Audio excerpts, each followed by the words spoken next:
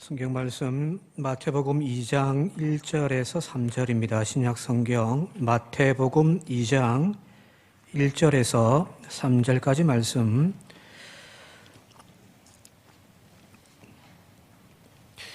헤롯 왕 때에 예수께서 유다 베들레헴에 나심에 동방으로부터 박사들이 예루살렘에 이르러 말하되 유대인의 왕으로 나신 이가 어디 계시냐? 우리가 동방에서 그의 별을 보고 그에게 경배하러 왔노라 하니 헤롯 왕과 온 예루살렘이 듣고 소동한지라. 아멘. 오늘이 벌써 12월 둘째 주일입니다. 이제 2주 남았습니다만은 교회 절기상으로도 인간의 몸을 입고 이 땅에 오셨던 주님을 기념하고 또 다시 오실 주님을 맞이하는 준비하는 기간이 바로 대림절입니다. 오늘 대림절 셋째 주일입니다. 바로 이 절기 때 우리가 해야 할 것은 마음을 비워내고 아까 장로님 기도하셨습니다마는 주님 맞을 준비하는 것이 대림절의 신앙이 아닌가 싶습니다. 빌립보서 2장에 그리스도의 찬가라는 것이 있습니다. 여러분 잘 아시는 근본 하나님의 본체이시나 가장 낮고 낮은 자리에 내려오셨던 그 주님을 찬가하는 그 말씀대로 하나님께서 친히 인간의 몸을 입고 이 땅에 오셨던 그 탄생의 사건, 바로 그 탄생의 사건을 두고서 각 복음서마다 조금씩 다른 이야기들을 하고 있습니다. 여기서 말하는 다른 이야기들은 하나가 맞고 하나는 틀다는 이야기가 아니라 각각 다른 모습들을 소개하고 있다는 이야기입니다. 사복음서 중에서 마가복음, 제일 먼저 쓰여진 것이 마가복음이라고 하는데 이 마가복음에는 탄생의 이야기는 나와 있지 않습니다. 1장부터 바로 예수님께서 세례를 받으시고 광야에서 시험 받으시는 이야기부터 시작돼 공생애부터 시작되었기 때문에 탄생의 이야기는 나와 있지 않습니다. 그 외에 다른 세복음, 마태, 누가, 요한복음은 예수님의 탄생을 다루고는 있는데 앞서 이야기했듯이 조금씩 달라요. 그걸 도표로 조금 이렇게 도식화해 본다고 한다면은 마태복음 같은 경우는 그 특징이 예수님의 탄생을 왕 중의 왕으로, 유대인의 왕으로 오신 예수님을 초점을 맞추고 있습니다. 그분이 이 땅에 오시고 인간의 몸을 입고 이 땅에 오신 그것을 유대인의 왕으로, 왕 중의 왕으로, 오늘 말씀 좀 살펴보겠습니다만은 그렇게 고백을 하고 있는 거예요. 누가복음은 가난하고 소외된 자들 또 이방인들에게도 목자로 오신 예수님에 대한 관점으로 이 탄생을 이야기하고 또 그렇게 이야기를 풀어나갑니다. 물론 요한복음 같은 경우는 예수님의 탄생에 대한 이야기는 나와 있지 않죠, 그죠? 대신에 그 탄생을 신학화해서 말씀이 육신을 입고 이 땅에 오셨다라고 하는 그 말씀이 육신을 입은 예수님으로서 이제 예수님의 탄생을 이야기를 하고 있다는 거예요. 각각 다 다르죠, 그죠? 자, 오늘부터 해서 이제 3주, 이번 주, 다음 주, 또 이제 성탄절까지 해서 3주 남았습니다만은 이 3주 동안 이 하나의 복음서를 가지고 예수님의 탄생의 의미들을 하나하나 좀 살펴보는 그런 시간들을 좀 가지려고 합니다. 바로 오늘 그 첫째 시간으로 마태복음에서 소개되어지는 예수님의 탄생의 의미는 무엇일까? 앞서 말씀드렸듯이 마태복음의 예수님 탄생 이야기의 주제는 바로 이 땅에 인류를 구원하기 위하여 오셨던 유대인들이 구약에서 예언했던 그 메시아, 즉 유대인의 왕이 이 땅에 오셨다라고 하는 것에 초점이 맞추어져 있습니다. 우선 마태복음 1장을 탁 펼쳐보면요. 1장 1절에 보니까 이렇게 됐어요. 아브라함과 다윗의 자손 예수 그리스도의 족보라는 거예요. 그러니까 그때부터 이제 아브라함부터 쭉 이제 족보가 나오는 거예요. 물론 이제 누가복음에도 이 족보가 등장을 해요. 근데 누가복음은 예수님부터 시작해서 아담까지 내려가는데 마태복음에서는 아브라함과 다윗의 자손 예수 그리스도의 족보라고 되어 있습니다. 그리고 17절에 보면은 모든 대가 아브라함에서부터 다윗까지 14대요. 다윗부터 바벨론으로 사로잡혀 갈 때까지 14대요.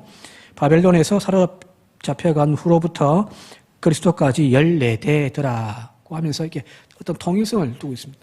자, 근데 이 1장에 나와 있는 이 예수님의 족보, 여기서 중요한 인물이 하나 등장을 하는데 바로 그것은 다윗입니다. 나중에 집에 가셔서 한번 좀 지금 보셔도 되고 나중에 집에 가서 보셔도 되는데 지금은 제 설교를 들으시고요. 여기에 여러 이름들이 등장해요. 그런데 가만히 보면은 다윗에게는 다윗 왕이라고 되어 있습니다. 아마 6절에만 그렇게 되어 있을 거예요. 솔로몬, 히스기야 이런 식으로 이름으로만 이게 거론되어져 있는데 6절에 보면은 다윗 왕이라고 되어 있습니다. 즉 예수님의 이 탄생을 다윗과의 언약 관계, 하나님이 다윗에게 주셨던 그 언약이 있는데 그 언약을 성취하시는 분으로서, 그리고 유대인들이 예언했던, 그러니까 그 예언의 핵심들은 포로기 때 막 그렇게 힘든 시간을 보내면서 등장했던 많은 예언들이 있는데 그 예언들의 핵심은 뭐냐면은 바로 메시아가 이 땅에 오심을 통하여 그 하나님이 다윗에게 약속하셨던 그 영원한 왕국을 하나님께서 완성해 가신다는 것이 메시지의 핵심이거든요. 자, 그리 본다고 할 때에 이 바로 다윗을 통하여 그 후손, 자손으로 예수 그리스도가 나셨다라고 하는 것은 바로 다윗의 언약의 성취가 이 예수를 통하여서 완성되었다라는 겁니다. 이 다윗의 언약에 대해서 사무엘하 7장에 이렇게 되어 있습니다. 같이 한번 읽어볼까요? 사무엘하 7장 11절에서 13절입니다. 시작. 여호와가 또 네게 이르노니 여호와가 너를 위하여 집을 짓고 내 수완이 차서 내 조상들과 함께 누울 때에 내가 네 몸에 날 네 씨를 네 뒤에 세워 그의 나라를 견고하게 하리라. 그는 내 이름을 위하여 집을 건축할 것이요 나는 그의 나라 왕위를 영원히 견고하게 하리라. 하나님이 다윗에게 약속을 주신 거예요. 구약 성경에 중요한 두 개의 언약이 있습니다. 하나가 바로 아브라함에게 하나님 약속하셨던 언약, 또 하나가 세 개네요.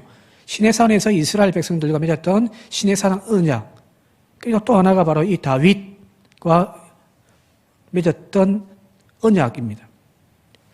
자, 이 다윗에게 약속하셨던 이 영원한 나라, 견고한 나라 완성을 이제 이 예수 그리스도께서 완성하기 위하여 이 땅에 오셨다. 그분은 바로 우리가 고대하던 메시아다 라는 것을 족보에서 이야기를 하고 싶은 거예요. 그래서 마태복음에 이 예수님을 다윗의 자손이여 라고 하는 표현들이 물론 다른 복음서에도 등장하는데 다른 복음서에만 2번, 3번 이렇게 나옵니다만은 여기 다윗의 자손이라는 표현이 마태복음에는 6번 나와요. 오늘 여기 족보에도 한번 나왔죠. 1절에 다윗의 자손 예수 그리스도. 9장에 가면은 두 맹인이 등장하는데 이 두 맹인이 예수님께 자신의 병을 고쳐달라고 이렇게 간청을 하면서 다윗의 자손이여 우리를 불쌍히 여겨 주십시오 라고 외칩니다. 그리고 12장 가면은 귀신 들려 눈 멀고 말 못하는 사람을 주님이 고쳐주시거든요. 귀신 들리고 눈 멀고 말 못하는 이 종합병원이죠. 그죠? 그런 그를 고치는 것을 보고서 사람들이 깜짝 놀라면서 고백하는 거예요. 저가 다윗의 자손이냐? 깜짝 놀라는 거예요. 15장에도 귀신 들린 딸을 둔 가나안 여인입니다. 이방인 여인이죠. 딸이 귀신 들려서 고통당하는 것을 보고서 예수님께 찾아와서 다윗의 자손이여 내 딸을 불쌍히 여겨달라고 고쳐달라고 이야기를 하는 거예요. 또 20장에 가면 두 맹인에 대한 이야기 또 나오고요. 21장 가게 되어지면 여러분 잘 아시는 예루살렘 입성하실 때 무리들이 종려나무 가지를 흔들면서 호산나 다윗의 자손이야 라고 이야기를 하잖아요. 자, 여기 보면은 마태복음은 특별히 이런 구약에 나와 있는 수많은 예언들, 메시아에 대한 예언들과 유대인들이 그렇게 고대했던 그 메시아, 즉 유대인의 왕이 이 땅에 오셨다라는 것 사실을 입증하려고 하는 것이 바로 마태복음이에요. 이 마태복음의 특징은 유대인들을 위한 복음서거든요. 그래서 구약 성경을 굉장히 많이 인용을 합니다. 그 인용한 것을 통하여서 봐라, 여기 지금 너희들이 고대하던 저 구약 성경에서 이야기하던 예언하던 그 말씀이 지금 이분을 통하여 이루어지고 있지 않느냐. 이걸 지금 강조하는 것이 바로 마태복음이에요. 따라서 유대인의 경전이었던 구약의 예언들을 하나하나 입증하는 방식으로 마태는 복음서를 지금 써내려가고 있는 겁니다. 너희들이 고대하던 메시아가 이분이다. 자, 이것을 분명하게 오늘 좀 드러내는 예 중에 하나가 바로 오늘 2장 말씀인데, 동방박사의 탄생에 대해, 예수님 탄생을 축하하는 이야기는 다 알고 있잖아요, 이거죠. 옛날 어릴 때 승덕도 하기도 했는데. 자, 1장에 보면은 이 예수님의 족보에 대한 이야기가 나오고, 그 다음에 이제 가브리엘 천사가 요셉과 마리아에게 등장해서 이제 네가 아이를 가질 것이고, 또 그는 우리를 구원할 메시아다. 그리스도이시다. 그의 이름을 예수라 하라고 하는 그 어떤 수태고지에 대한 이야기는 누가복음에도 똑같이 나와 있어요. 자, 그런데 이제 2장 넘어가서 실제로 아이를 탄생한 이 탄생의 이야기는 마가와 누가가 조금 관점이 틀리게 등장합니다. 누가복음에서 이 첫 번째 아기 예수님의 탄생의 소식을 들었던 사람들이 누구예요? 누가복음에서. 하늘의 영광, 땅에는 평화 하면서 이제 쫙 이야기하잖아요. 그때 이 천사들의 소식을 듣고서 아기 예수님께 달려가 맞이했던 사람들은 목동이에요. 목자들이란 말이에요. 들녘에 밤새 양을 치던 그 목자들에게 예수님의 탄생의 소식이 전하여집니다. 이 이야기는 이제 다음 시간에, 다음 주에 살펴보도록 하고요. 반면에 오늘 마태복음에서는 이 아기 예수님의 탄생을 목격하는 주요한 인물들로 동방에서부터 별을 보고 쫓아온 박사들, 점성가들입니다. 이 점성가들을 소개하고 있단 말이에요. 페르시아, 중동 지방의 페르시아 이 지역이 이 점성술이 굉장히 발달되어졌었습니다. 지금으로 이야기하면 이제 조금 틀리긴 합니다만은 천문학이죠. 하늘의 별을 보고 기운을 이렇게 따지어서 구군을 이렇게 살피는 바로 그것이 점성술인데, 그러다 보니까 과학도 굉장히 발전했습니다. 죄송한데 핸드폰은 좀 꺼주십시오. 예. 예배 전에는 좀 꺼주시기 바랍니다. 다른 분에게 방해가 되니까요. 자, 이 페르시아 점성가들이 별을 보고서 먼 길을 온 거예요. 1000km도 넘는 그 먼 길을 쫓아와서 지금 이제 예루살렘에 도착을 한 겁니다. 근데 정확하게 지금 베들레헴에서 태어났다는 사실은 몰라요. 별을 쫓아오다 보니까 베들레헴과 예루살렘은 직선 거리로 한 8km밖에 차이가 안 나거든요. 가깝죠. 한 동네 소식. 그래서 예루살렘으로 찾아가서 헤롯 대왕을 이제 만나 아련하고 난 다음에 이렇게 묻습니다. 오늘 2절 말씀인데 같이 한번 읽어볼까요? 2절 말씀입니다. 시작. 유대인의 왕으로 나신 이가 어디 계시냐? 우리가 동방에서 그의 별을 보고 그에게 경배하러 왔노라 하. 지금 헤롯 왕에게 묻습니다. 유대인의 왕이 지금 어디에 계세요? 우리가 지금 그 별을 보고서, 그 징조를 보고서 여기까지 왔는데 어디 계십니까? 우리가 그분을 경배해야 되겠습니다. 라고 하는 겁니다. 자, 이 이방인의 박사들, 이 점성사들의 입술을 통하여서 아기 예수님의 탄생이 단순한 그냥 사내 아이 하나의 탄생이 아니라 유대인의 왕의 탄생이라고 지금 그대로 지금 선언하고 있는 거죠. 그죠? 이 아이의 탄생은 메시아의 탄생이라는 것이고 하나님의 아들의 탄생이라는 거예요. 자, 그런데 이 마태복음의 이 지금 이야기 이 지점에서 이 마태는 좀 묘한 극적인 장치 하나를 딱 넣어놨습니다. 그게 뭐냐면은 단순하게 메시아가 태어나셨다라고 하는 이 동방박사들의 이야기로 끝나는 것이 아니라 이 장면을 통하여서 갈등 구조를 만들어 놓은 거예요. 갈등 구조예요. 지금 물어볼게요. 이 지금 동방에서부터 온 이 점성사들, 이 박사들이 메시아가 유대인의 왕이 태어났다라고 하는 이 이야기를 듣고 있는 사람이 누구예요? 누굽니까? 헤롯 왕이죠, 그죠? 이 헤롯 왕이 바로 그 현직 유대인을 다스리고 있는 왕이에요. 내가 왕인데 누가 와가지고 여기 새로 오실 목사님 어디 계세요? 라고 하면 기분 나쁘죠. 온갖 생각이 다 들 거예요. 장로님들이 내 쫓아내고 새로운 목사님 모시려고 하는가? 교인들이 기도하고 있는가?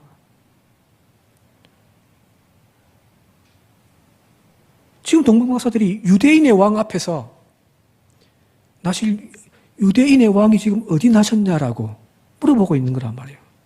눈치 없는 것이 인간이지 않고 우리 집에서 자주 이야기하는데 진짜 눈치가 없어요. 그죠? 지금 마태복음은 이 동방박사의 말을 통하여서 다윗의 자손으로서의 예수, 그러니까 메시아로서의 예수, 유대인의 왕으로서 오실 그 약속으로 성취되어진 예수와 지금 당시 로마로부터 유대인의 왕으로 승인받은 이 헤롯, 현직 헤롯의 갈등 구조를 형성해 놓은 거예요. 자, 지금 유대 땅에 두 명의 왕이 존재하게 되었다는 이야기입니다. 사울과 다윗의 이야기도 잘 아시듯이 이거는 엄청난 갈등 구조예요. 비극의 시작입니다. 왜 그러냐면 헤롯이 어떤 인물인가를 아셔야 됩니다. 헤롯이 어떤 인물인가. 우선 그의 혈통이 유대인의 왕이 되기 위해서는 당연히 이제 다윗의 혈통이 되어야 될 거 아니에요, 그죠? 이건 하나님께서 세우신 나라고 하나님의 또 다윗을 통하여 주신 약속이 있으니까. 그런데 이 헤롯이라고 하는 인물의 혈통은 정통 유대인이 아닙니다. 그의 혈통은 그 야곱의 형 에서의 후손이었던 이두메라고 하는 민족의 사람입니다. 그의 아버지가 헤롯 안티파트라고 하는 사람인데 정치에 어떤 영향이 좋아가지고 이 지역에서 총독도 하고 막 그랬던 정치인이에요. 그래서 이 아들을 이제 출세시키기 위해서 로마로 보낸 거예요. 자, 혈통적으로 유대인이 아니기 때문에 이 사람은 유대인의 왕이 될 자격이 없습니다. 그가 유대인 혈통도 아닌데도 유대인의 왕이 되어졌던 이유는 바로 앞서 이야기했듯이 그가 로마에서 생활을 하면서 주변의 원로원들, 정치가들과 이렇게 잘 어울린 거예요. 수완이 좋아하는 사람이 있어요. 정치력도 있고요. 아주 꾀가 많은 그런 사람이었단 말이에요.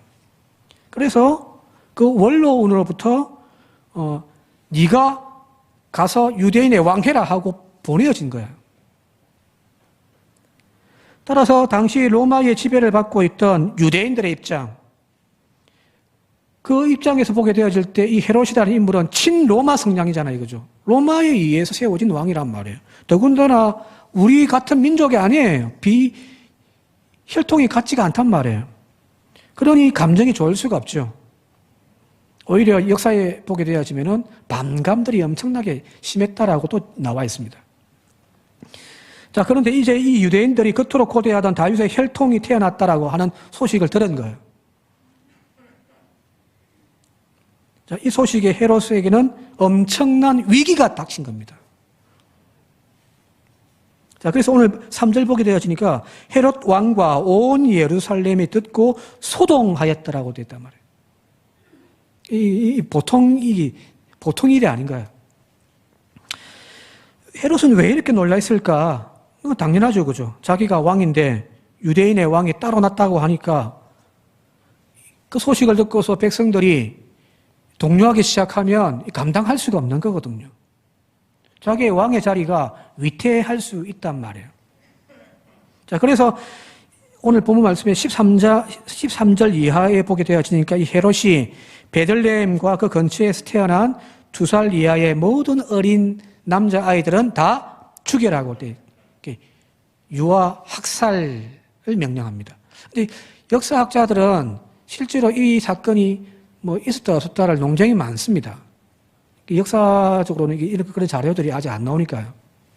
자, 그럼에도 불구하고 헤롯이 그렇게 할 수 있었다라고도 여겨지는 것이 뭐냐면은 이 헤롯이라고 하는 인물이 유대 왕으로 통치하는 동안 그는 피로 점철된 역사를 쓰거든요. 이 사람은 잔인해요. 자기가 왕위에 앉아 있는 것을 지키기 위해서 내가 왕인데 이 내 아야의 왕을 지키기 위해서 어떻게 하냐면은 자신의 친아들 셋을 죽여버립니다. 자기의 아내도 죽여버립니다. 그의 장모도 죽이고요. 그의 처남도 죽여버립니다.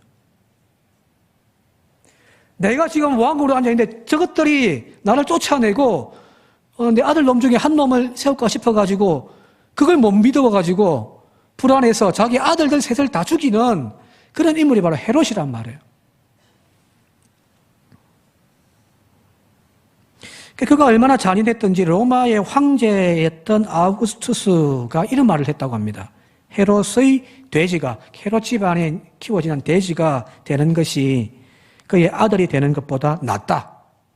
얼마나 충격이에요, 그죠? 왕의 자리를 지키기 위해 아들까지 죽이는 그 잔인한.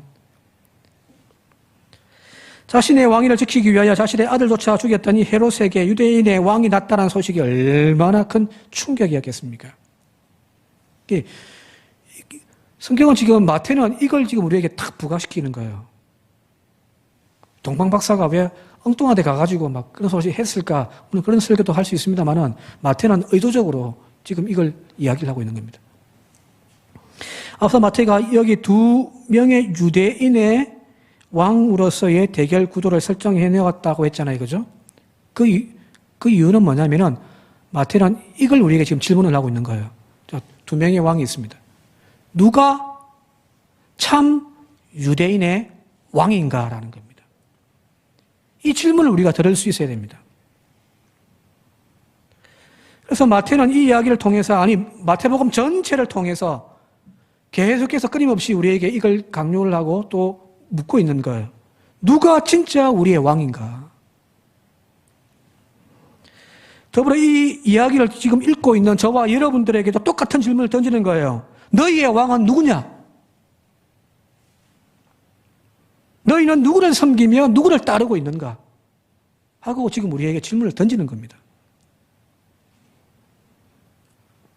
자, 이 왕으로 오신 메시아, 왕으로 오신 예수님에 대한 주제와 연결해서 마태복음은 그런 어떤 주제로 쭉 이어져 가거든요. 자, 한 중간쯤 가면은 마태복음 16장에 그 유명한 가이사랴 빌립보에서의 신앙 고백의 이야기가 나옵니다.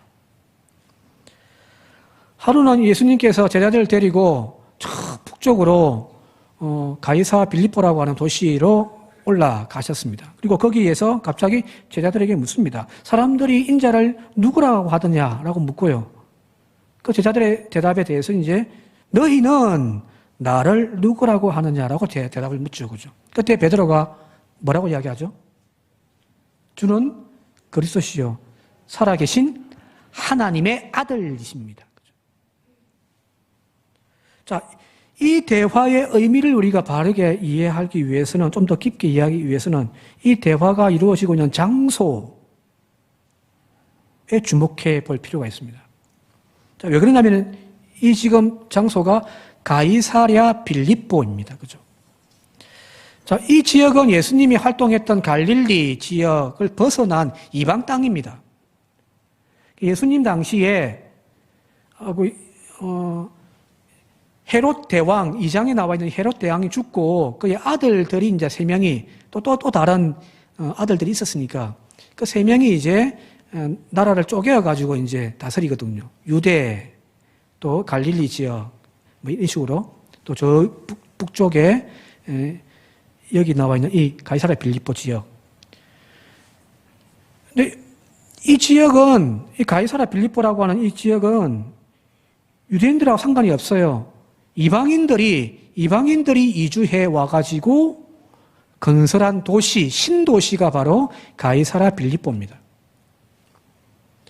이 헤롯이라고 하는 헤롯 빌립입니다. 정확한 이름이. 헤롯의 아들 헤롯 빌립이 이 지역의 이제 분봉왕입니다. 여기에다가 로마 황제 티베리우스를 자신 그 신으로 숭배하기 위하여 신전을 세우고요.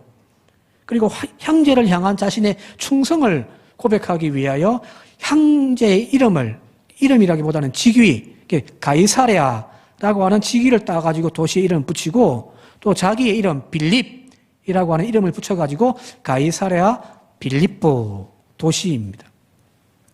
즉, 이 도시는 로마의 황제에 대한 충성을 고백하는 도시입니다. 처음 세워질 때부터가 그런 목적으로 세워진 거죠, 그죠? 자, 여기에 이제 주님께서 제자들을 데리고 간 거예요. 그것도 이방 땅이란 말이에요. 거기에 갈 이유가 분명히 없어요. 또 봐도 거기 가서 한 것이 아무것도 없어요. 이 이야기밖에 없어요.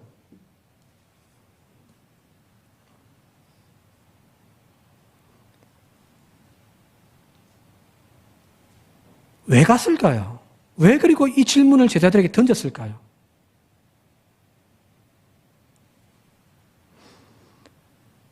자, 유대인들에게 있어서 메시아라고 하는 개념, 메시아라는 말은 유대인들의 히브리 말로 기름 부음 받은 자이거든요. 이걸 이제 헬라어로 번역을 하니까 기름 부음 받은 자라고 하는 뜻을 가지고 있는 단어가 바로 그리스도라고 하는 말이에요. 메시아는 히브리어고 그리스도는 헬라어예요. 근데 헬라 사람들이 자기들의 문화 속에서 기름 부음 받은 자라고 하는 개념이 별 의미가 없어요. 유대인들에게는 약속이 있으니까 엄청난, 그러니까 기름 부은다는 말은 제사장, 왕, 예언자 이런 개념이거든요. 근데 일반 세상 사람들에게는 그리스도 기름 부음 받은 자, 뭐 기름 파는 사람인가? 이 정도 개념밖에 안 되는 거예요. 그런데 이 메시아의 의미와 딱 일치하는 다른 개념이 있는데 그게 뭐냐면은 바로 신의 아들이라는 개념입니다. 그러니까 성경적으로 표현한다면 하나님의 아들이겠죠, 그죠? 가이사랴 황제가 뭐냐면 신의 아들입니다. 즉 신의 아들이라고 여겨졌던 황제, 그 가이사랴의 이름을 칭송하기 위하여 지어진 도시에 예수님은 지금 제자들을 데리고 가서 묻는 거예요. 너희는 나를 누구라고 하느냐? 그때 베드로가 고백하기를 주는 그리스도시요 살아계신 하나님의 아들입니다. 자, 이게 여기도 갈등 구조가 있죠, 그죠? 가이사랴라고 하는 지금 이 땅을 통치하고 있는 영향력이 있는 그 가이사랴의 통치권이 있는 그 도시에 가서 거기에 사람들이 황제의 그 신전을 만들어 가지고 우상 숭배를 하는 황제 숭배를 하는 그 도시에 가가지고 그는 황제는 신의 아들이라고 고백을 하는 그 자리에 가서 주님이 뭐라고 이야기하냐면은 너희는 나를 누구라고 하느냐? 했더니 베드로가 당신은 주는 그리스도시요 하나님의 아들입니다. 신의 아들입니다. 라고 이야기를 한 거예요. 황제와 지금 예수님이 여기서 부딪히는 겁니다. 이때 예수님께서 제자들에게 물었던 너희는 나를 누구라고 하느냐? 이 말은 다르게 표현하면 누가 진짜 하나님의 아들이냐를 묻는 거예요. 가이사랴냐? 나냐? 자, 이 16장의 이야기는 속된 말로 도장 깨기 하러 가신 겁니다. 예수님께서 지금 가이사랴 빌립보에 도장 깨기 하러 가신 거예요. 누구와 황제와요. 누가 진짜 하나님의 아들이냐를 놓고 지금 도장 깨기 하시는 거예요. 우리의 구주시요 하나님의 아들은 바로 황제도 헤롯도 아닌 예수님이십니다. 이걸 이야기하고 싶은 것이 바로 마태복음의 핵심입니다.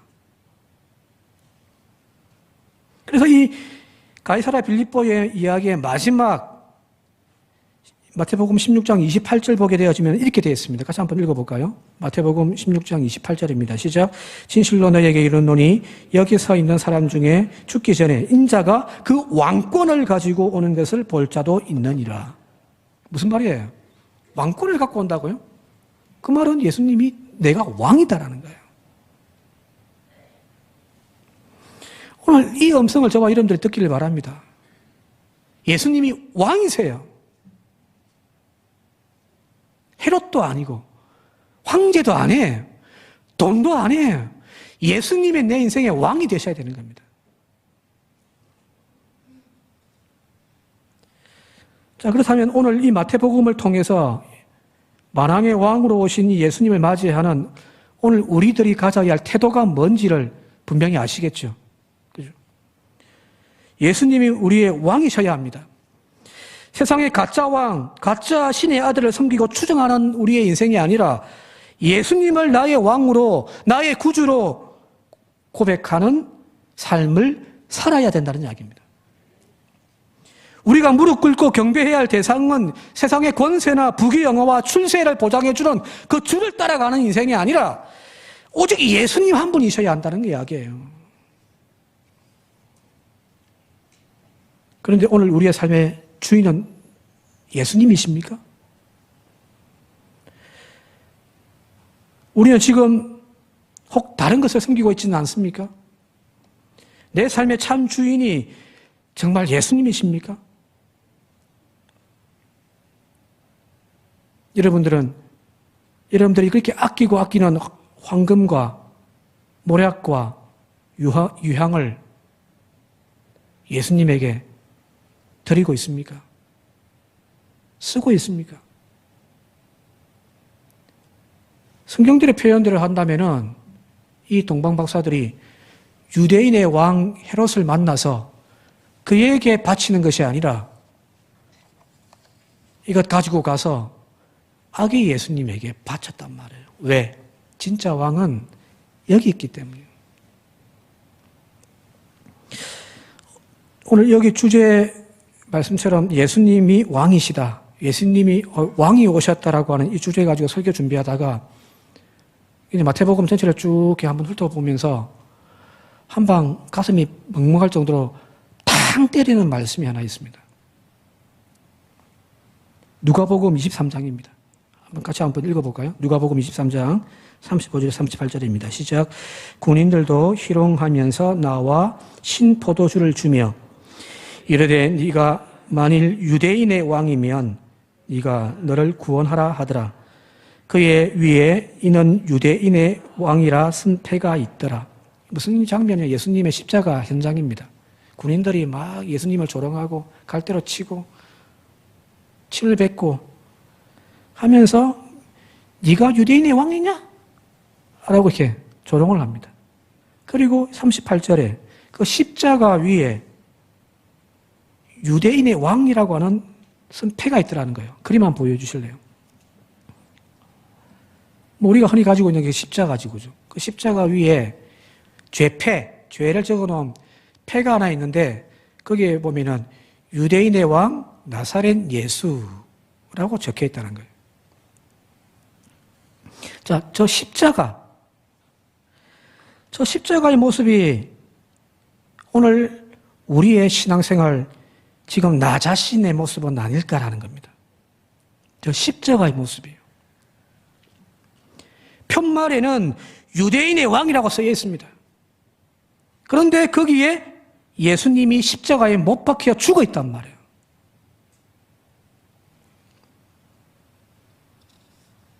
입술로는 주여 주여 당신이 나의 왕이십니다라고 우리는 고백을 한단 말이에요. 누가 봐도 너는 예수쟁이 맞네 라고 이야기를 하죠. 왜? 우리에는 그렇게 편말에다가 나의 왕 예수라고 적어놓고 살아가고 있으니까요. 그런데 실상은 그 아래에 내가 내 삶의 주인이 되어지고 세상 욕망 때문에 예수를 죽여버리진 않았습니까?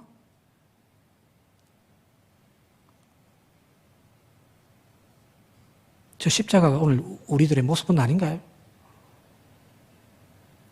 솔직히 저는 저 십자가가 내 모습인 것처럼 보여져서 그래서 마음이 쿵 하고 충격을 받은 겁니다.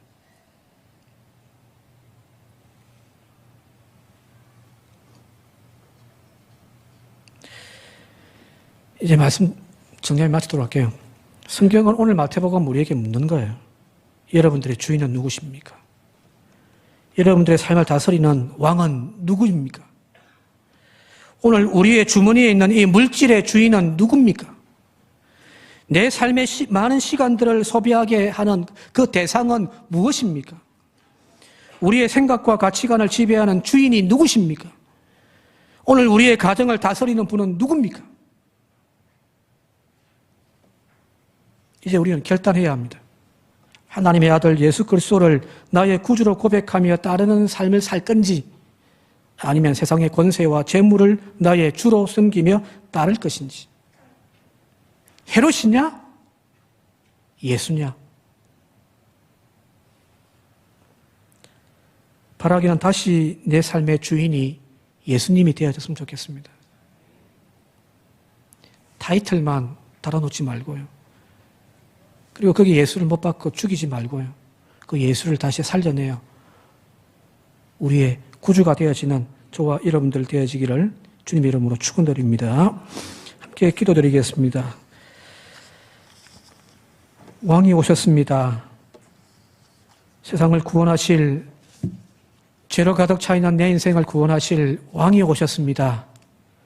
이제 그분을 나의 인생의, 나의 삶의 목적이요 주인이며 왕으로 고백하며 따라가는 우리의 삶이 되게 하옵소서. 예수님의 이름으로 기도드리옵나이다. 아멘. 말씀드리겠습니다. 첫 번째, 금요기도의 연합구역예배입니다. 이번 주 금요기도의 특성은 5구역입니다. 구역장께서는 구역원들의 많은 참여를 독려해 주시기 바랍니다. 두 번째입니다. 김장봉사에 협력해 주시고 수고해 주신 모든 분들에게 감사를 드립니다. 김장봉사로 협찬 명단은 주보 사면을 참조하여 주시기 바랍니다. 세 번째입니다. 기간 총회 및 감사. 각 기관에서는 오늘까지 총회를 마쳐 주시기 바랍니다. 감사는 오늘 오후 공동 식사 후 당회의실 2층에 있습니다. 감사로서는 인공신 장로와 김혜순 권사가 되겠습니다.